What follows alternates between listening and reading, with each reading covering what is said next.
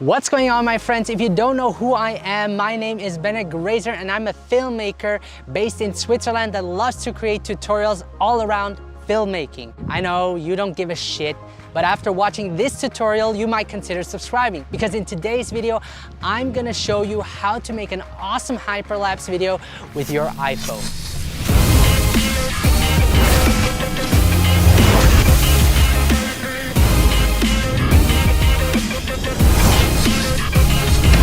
Oh, look at this hair. So a hyperlapse is basically a moving time-lapse which you can create by moving your camera a short distance between each shot. There are a couple of ways to make a hyperlapse video. The first method is to shoot in time-lapse mode. Now open up your camera and choose time-lapse at the bottom. If supported, use your wide-angle lens in your camera to get the best results. Make sure to enable grid lines so that you can set a focal point for your shot. I usually like to use buildings as my focal point. Once you have your object centered in the frame, now you're ready to hit the record button. Slowly move towards or away from your object at a constant speed. Make sure to keep your hands as steady as possible while also having the object centered. Once you're done, you can stop recording. Your iPhone will take a minute to stabilize the footage, and once it's done, you can preview your clip. Now, it can be challenging to get a smooth hyperlapse.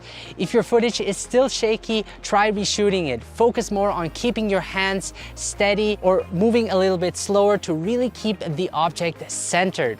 You can also import the video into an editing software like Final Cut Pro X to further stabilize it. This method is a really great option to shoot hyperlapse if you're on the run. So the second method is to manually shoot your photos while walking. So you would take a step, make a photo, take another step, and make a photo, and so on. Make sure to maintain the same distance on each step to create a smooth motion. Enable grid lines as always and have the object in your frame at the exact same spot while taking your photos. This way it's easier to stabilize it in post. When you're done, choose an editing software. I like using Final Cut Pro X and import all of the photos into your timeline. Create a compound clip and export it as a video.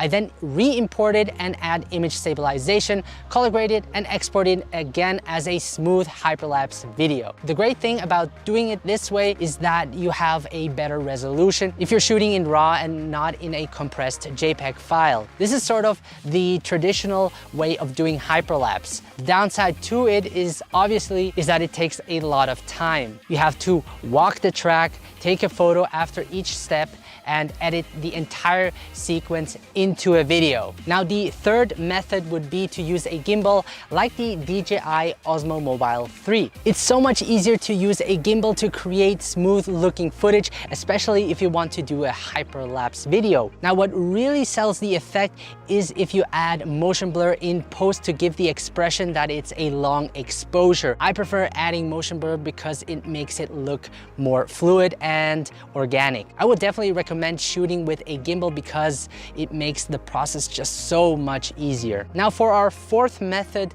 that would be to use a hyperlapse app. If you have the DJI Osmo Mobile 3 gimbal, you can pair it with the DJI Mimo app that comes with a hyperlapse mode. The best part is that you can track the object while creating your hyperlapse, which makes the process even easier of getting a smoother hyperlapse. In the camera viewer, select an object you want to track by creating a box around it. Once you're ready, hit the record button and choose the direction you want to move. After you're done, stop recording and your iPhone will automatically create a moving time lapse for you that you can upload on your social media platform. Now, I find this the easiest and quickest way to get really nice hyperlapse results, and I personally prefer using a gimbal when doing these hyperlapses. So that was it for today's tutorial, guys. If this video was helpful for you, please leave a like and let me know in the comment section below what kind of method you use to shoot hyperlapse video.